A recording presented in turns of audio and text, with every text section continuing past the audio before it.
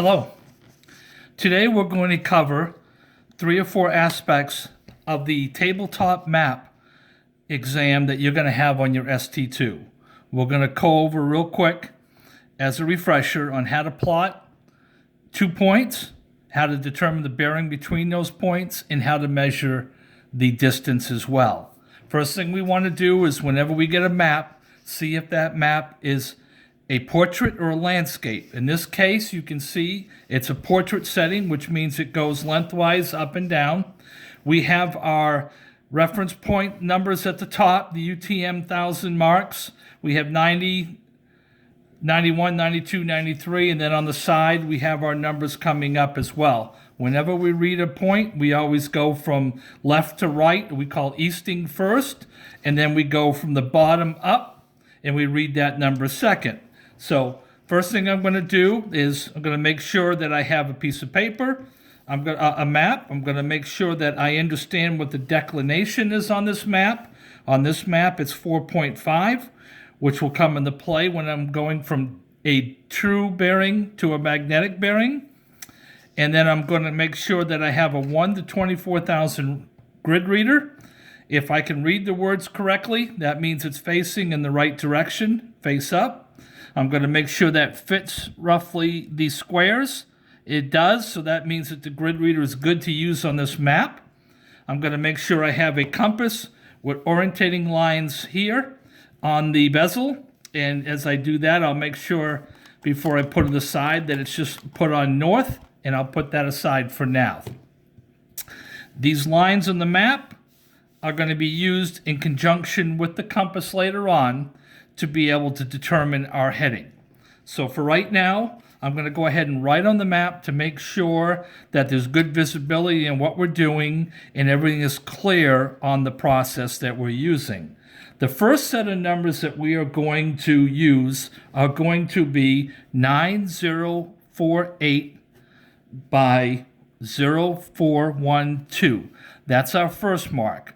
Our second mark is going to be 9115 by 0214. Okay, let's do this first one first. We have a 90 and a 4 right here. So the very first thing that I'm going to do is I'm going to start at the top of paper. I've got 90, 91, 92. So between 90 and 91, this lane right here is going to be somewhere where my point is. Then I'm going to go ahead over to the right side of the paper, and I'm going to look for the 04 from here, and I have 3, 4, 5, so somewhere between the 4 and the 5.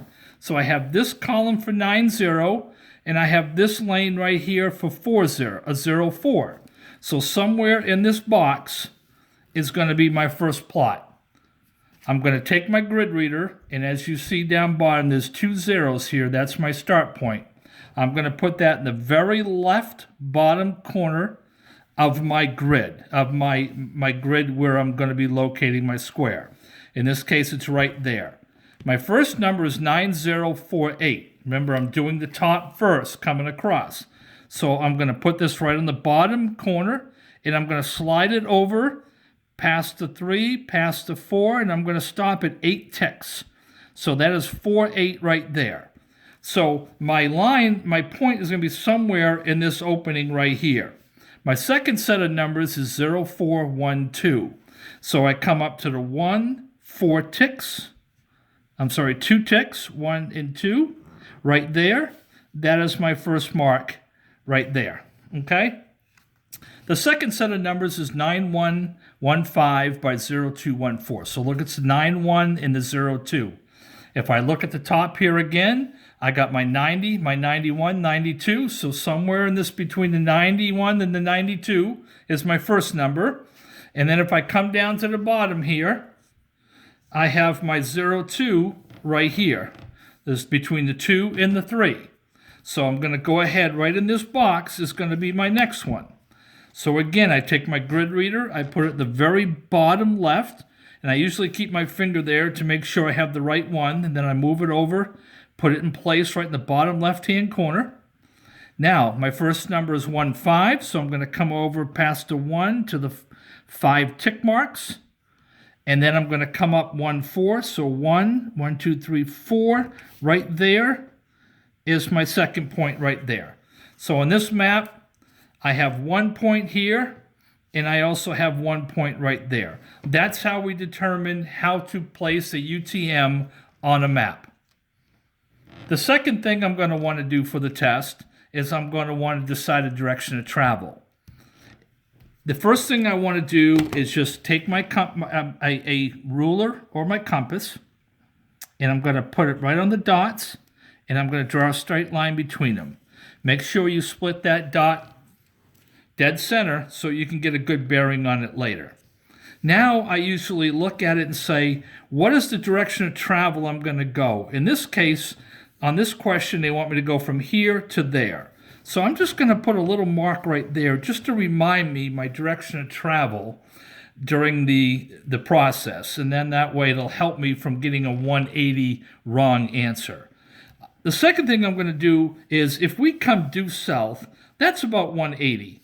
So I'm going to guesstimate that this heading is going to be somewhere around 160. So I'm just going to write that on the side of my scratch paper just as a mental note that when I get done, I should have something around 160. Now I'm going to determine my direction of travel. In this case, it's going to go from this mark to this mark. So I'm going to go ahead on this compass. The mirror is the direction of travel. I hold it like this when I walk. So I'm going to take this, I'm going to put it on the line. So the outside edge is directly parallel from dot to dot. And then what I'm going to do is I'm looking for one of these black lines underneath the orientating lines on the compass face. These red lines. I can see this one coming right through here. So what I'm going to do is make sure the N is facing up. I'm going to take these red lines on the compass and make sure they are exactly parallel to the black line on the map, meaning that the space between the bottom and the top of that line in relationship to the black line should be identical. Now that I've done that, I pull this around and I have a 160 on my heading. So I'm going to write that down. Now, as we know, this is a piece of paper, so the first number I get, because I have not put declination into this compass, is 160 degrees true. I need to convert that to a magnetic heading.